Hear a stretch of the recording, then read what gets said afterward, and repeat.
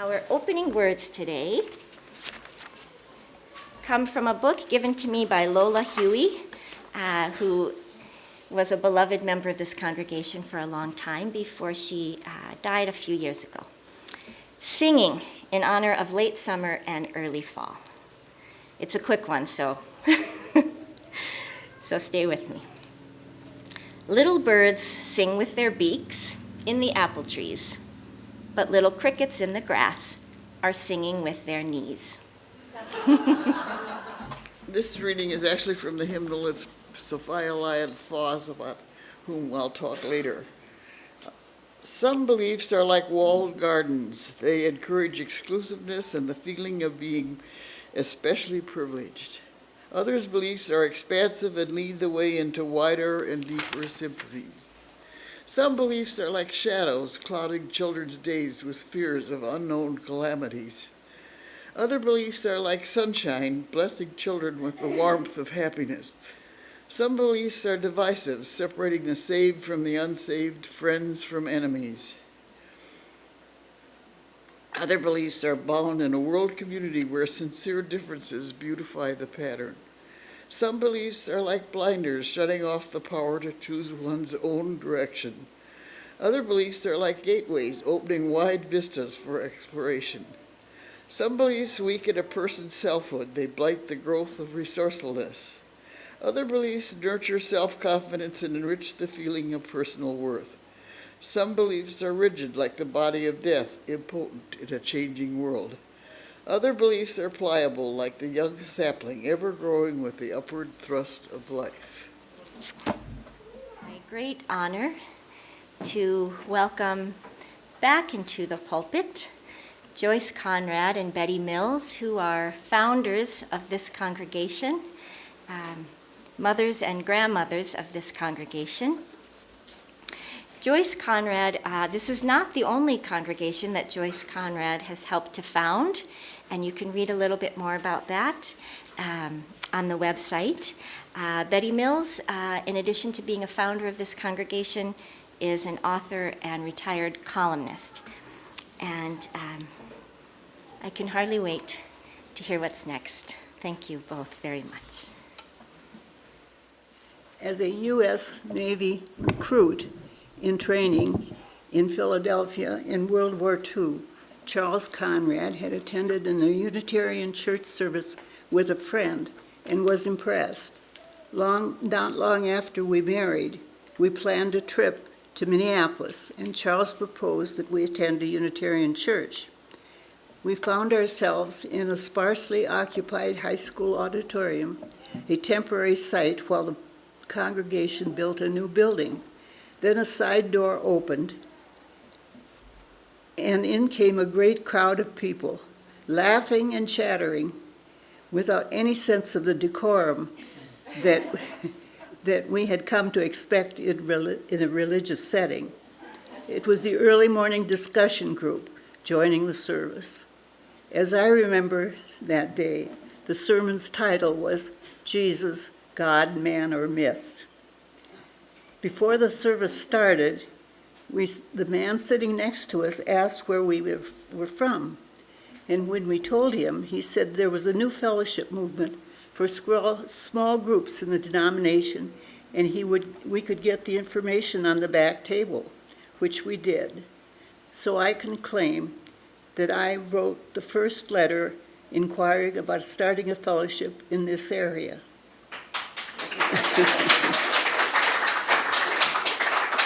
Then in November, this is 51, the American Unitarian Association said it would send Reverend Arthur Foote, minister of the St. Paul Unitarian Church, to speak at a meeting. We set up the meeting, informed friends and relatives, and kind of tentatively put an announcement in the newspapers. Then we met this charming new friend. To our surprise, about 25 people attended that meeting. Later in December, we publicized another meeting with about 10, or maybe fewer, and organized by electing officers, Wendell Smith president, Betty is vice president, and me as secretary. In early 1952, we were accepted into the AUA as a new fellowship. At first, we met every other Sunday evening to discuss a series of challenging statements or papers sent to us from Boston. We discussed them vigorously, sometimes loudly. One I remember was a speech that General George Patton had delivered to his troops in World War II prior to a German offensive, and his speech was offensive.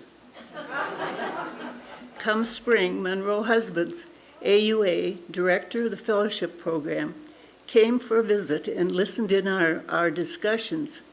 After he returned, he said in a letter that he thought we were a very querulous group, and he didn't have much hope for us. But we persevered. In June that year, we heard from the Western Unitarian Conference that Reverend William Hammond of Grosse Pointe, Michigan, and his family were traveling through North Dakota on their way to and from their summer home in Colorado and would stop to visit. In August, we planned a weekend of activities that would become the first of many weekend visits and events featuring Bill Hammond. For some years, Bill would tape record his Sunday morning service and then ship them to us to be used for a fellowship service. Betty, as worship committee chair, would get those sermons sometimes very late. And that brings us to one of our stories, Betty's story. Her two girls were entertaining friends one Saturday morning when the front door opened and in flew a package which hit the floor with a great bang. "What's that?" asked the friends. "Oh, that's just Mommy's minister," was the reply. She'd come home from Presbyterian Sunday School with a slip of paper that said, "God is love." That's what she learned in Sunday school that morning, but she could not explain it to John, who showed up at our next meeting and said, "Hey, you guys, if this is a religious group, we have to have a Sunday school." The question, of course, is what shall we teach our children? We who often couldn't agree on what we believed ourselves. When we became officially members of the American Unitarian Association, the AUA, we quickly discovered they had a whole curriculum for use in teaching our children. It was not what we remembered from our childhood experiences. The AUA had its own questioning moment, it triggered at least in part by a woman, Sophia Lyon Foss, who did the reading that I did this morning. She taught at Union Theological in New York City, and she had developed a whole new concept of how children should be taught religion. And if you read one of the lines from what I read this morning is, "Some beliefs are like shadows clouding children's days with fears of unknown calamities. Other beliefs are like sunshine, blessing children with the warmth of happiness." Well, we took that pretty seriously. And the association did too. They hired Sophia Lyon Foss to develop a curriculum, and we were the beneficiaries of that decision. It was a whole new world requiring us to study our lessons too. In fact, that first year we met every Wednesday to choose what we should be teaching our children. The denomination put out excellent materials a la Sophia Lyon Foss, and some of these curriculums are still somewhere in the fellowship archives. We started in September of 1953 with 14 youngsters between the ages of 2 and 13, meeting in the basement of my house. It was handy that year. The young children's curriculum was about babies, and I happened to have one handy. Our son, Billy L., so I demonstrated giving a baby a bath in the kitchen sink, since the sink had a larger area for viewing than the bathroom. We made it through Christmas without any major philosophical problems, but Easter was something else. We really couldn't figure out what to do about resurrection. So we decided on a farm trip instead. We loaded all the children and their parents up in the back of an Oscar H. Will Company truck, and we visited farms with new animals, baby chicks, etc. It was cold, but it was fun. Well, mostly, anyway, it was fun. Helen Hammond recalls, the other one of our charter members, that one of the little boys got frightened and glued himself to my leg for the entire expedition. So much for not clouding children's days with fears of unknown elements. One of our families, David and Willa Gruen, were Jewish, and Willa announced her kids were not having anything to do with Jesus. But we gave her the book from the curriculum entitled Jesus the Carpenter's Son, and she ended up teaching the class from that book. Then in 1953, tragedy struck the fellowship. Our then President Gaylord Conrad and wife Abigail were killed in an afternoon highway accident. That morning, Gaylord had taken one Sunday school class to the top of the Patterson Hotel to view the fall colors. The death of Gaylord and Abigail were a great loss for their extended family and their many friends, but it was also a testing time for the fellowship. We had to think through our religious beliefs, the meaning of life and death, and to decide what we really did believe. I think it made us all stronger Unitarians. The fellowship flourished, meeting on Sunday evenings, but the church school met every Sunday morning, moving from basement to basement until 1954, when we asked for pledges and rented an apartment. Then we had a big, heated discussion about whether or not to hold Sunday morning services. The decision in favor of continuing your evening services won by a very slim majority, so the minority decided to meet Sunday morning anyway. And before long, everybody was attending the Sunday morning services. In 1955, the fellowship sponsored its first statewide conference of Unitarians, inviting members of fellowships in Fargo and Grand Forks. We had a star-studded roster of speakers: Reverend Foote, Reverend Hammond, and Dr. Olaf Gardebring, a mental health specialist, who with his family soon became a part of the fellowship. The event was so successful that we did it again in 1956, and I think 57 too, and added Carl Storm of the Minneapolis Church. As you can see, our fellowship benefited greatly from the number of Unitarian ministers at a considerable distance who were very gracious in giving us their time and inspiration. The year 1955 was also a big year because we made the decision to buy a 2-bedroom house using the veterans benefit of one of our members for the purchase. We needed $1,100 for the down payment. Charles and Wendell set out house to house to raise the money for the down payment from the members.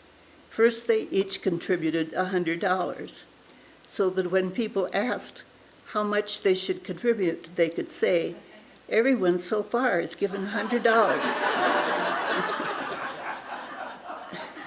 When they returned with the commitments for $1,100, we were all jubilant. And Wendell's spontaneous comment was, "Mama's going to get pregnant tonight." We moved in December, and in April 1956, Reverend Foote came to dedicate our new quarters.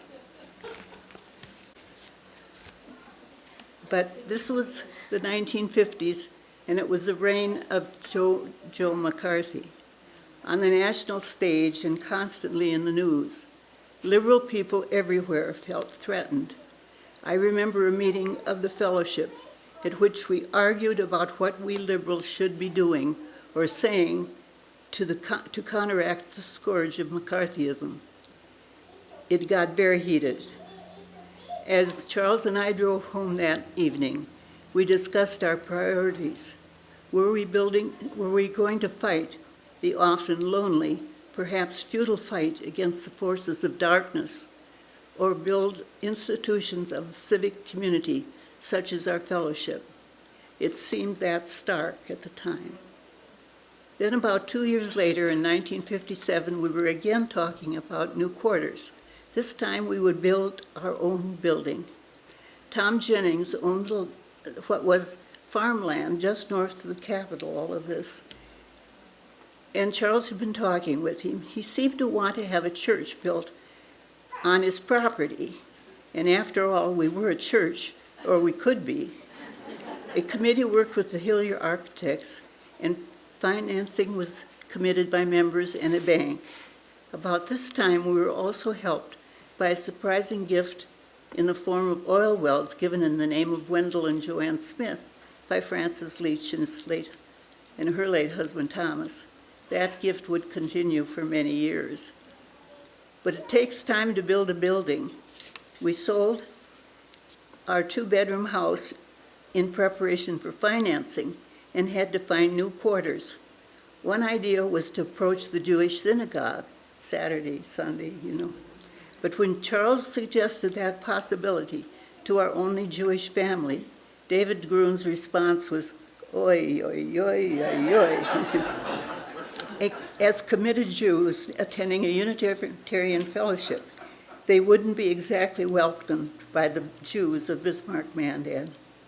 So we moved to the Memorial Building in Mandan, which then was a stark, cold, ugly building that was never dusted very well. It was an awful experience for everyone, adults and children. But we survived. When Arthur Foote came again in the spring, we were all hopeful but anxious about what lay ahead. Throughout the planning process, we had always treated each other with careful respect, and all went very well. But then came the question of what name we should put on the building. Should we say Unitarian Fellowship or Unitarian Church? After all, we were really a fellowship, but for the broader community, we might be better recognized if we could come right out and say that we were a church. We discussed all this at a meeting and had a voice vote, but then decided to have a mail-order ballot as well. Does this sound familiar to you? I hear the name change is again an open question. One of our concerns was how to teach religion in a whole new way and yet allow our children not be ignoramuses about their friends' faith, or worse yet, ostracized as heathen, imperiling the religious faith of other children. It was, after all, one of my neighbors who said, "Oh, to think she's going to hell, and she's going to take all those lovely children with her." And we wanted somehow to counteract that without making the other children feel bad. Many of us ended up teaching in church school, and eventually I became the teacher of record for the junior high class, which used a curriculum entitled The Church Across the Street. The format was an interesting one to teach. We studied a Christian church, starting naturally with the Catholic Church. The following week we visited the church, and the following Sunday we discussed what we had learned. Then on to the Methodists or the Lutherans or the Presbyterians, a whole book worth of churches in discussion. My claim I maintain to church school teaching fame is that one year I had a very lively group of teenagers, several of whom subsequently grew up. One of them became a U.S. senator, several of them became college professors, and there were a couple of lawyers in the group. All of them graduated, all of the kids in that class graduated from college. Nobody went to jail, and with great frequency they moved me to the edge of teaching despair. But I treasure those years, although I do remember one morning coming home to the undone breakfast dishes with some cold scrambled eggs and thinking of laying my head right down on the scrambled eggs. And most of us teaching this in the church school were out of our normal element. We weren't by profession teachers, but we learned, and the curriculums were geared to account for the variety of people who would teach. They were very good and still are, as far as I know. We were also great scroungers. I remember a book of songs that came from Benai Brith, focusing on eliminating prejudice, and my daughter could still sing, "You get white milk from a brown-skinned cow. The color of your skin doesn't matter no how." In the meantime, we'd gotten a little involved in denominational politics. Actually, the election of the new president and chief executive of the AUA. We let it be known that we supported Reverend Dana McLean Greeley, minister of the Unitarian Church in Concord, Massachusetts. To the leadership of the Western Conference, considered the more liberal of the religious division, of the regional divisions, that was something like heresy. We were this little Western fellowship that was we were this little Western fellowship endorsing the candidate of the Eastern Unitarian establishment elite. Then, of course, Dana was elected president. So we invited him to come to visit our fellowship and be the first guest in our new building. And surprise, he agreed to come. In June 1958, Reverend Dana McLean Greeley, AUA president, came to Bismarck for a weekend visit and spoke from our pulpit on Sunday morning, June 17. Subsequently, he led the denomination into the historic merger in 1962 of the American Unitarian Association and the American Universalist Association to create the Unitarian Universalist Association, and he became its first president. And on August 29th and 30th of 1958, we dedicated this building with the assistance of Reverend Carl Storm of Minneapolis and Reverend William Hammond of Grosse Pointe, Michigan.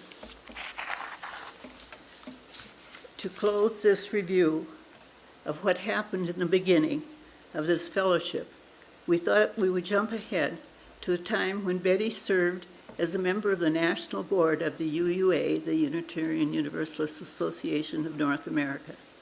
And her story is a fitting tribute to all Unitarian Universalists who have had the fellowship experience.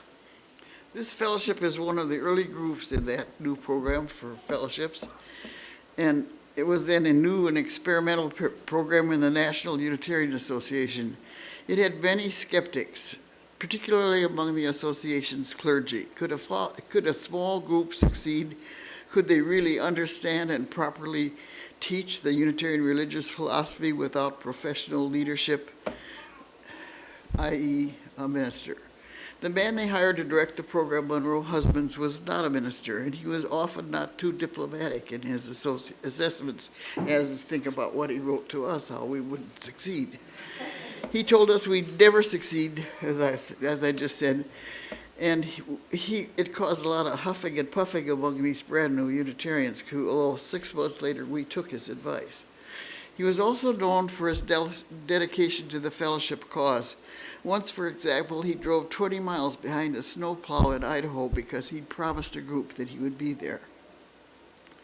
During the 8 years I served on the National Board, I was on the committee that selected the nominees to be given the denomination's highest honor, the Distinguished Service Award, and I regularly proposed Monroe Husbands, only to have it regularly opposed by the ministers on the committee, and thus regularly turned down. Then came, I think, my final year on that committee, and another member of the committee was a minister, all right, but he had grown up in a fellowship and had decided to become a minister, went to Harvard Divinity, etc. So he and I dominated that group, and Monroe Husbands was nominated and approved by the board to get the Distinguished Service Award that year. Monroe was no longer employed by the denomination, and he was in fact in very poor health, and he had great difficulty walking. We worried, we wanted to provide him with help going, but he said, "No, I will walk across that platform."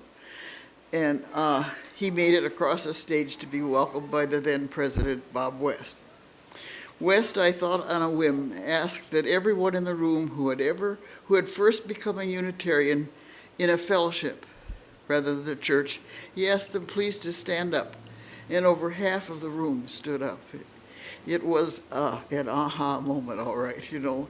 I think there must have been maybe 1,500 people in the room, and half of them stood up, illustrating Monroe's mission. While I tend to think how important the fellowship has always been in my own private life, it is also reassuring to know that we have been a vital part of that liberal religious movement known as Unitarian Universalists. There. If here you have found freedom, take it with you into the world. If you have found comfort, go and share it with others. If you have dreamed dreams, help one another that they may come true. If you have known love, give some back to a bruised and hurting world. Go in peace.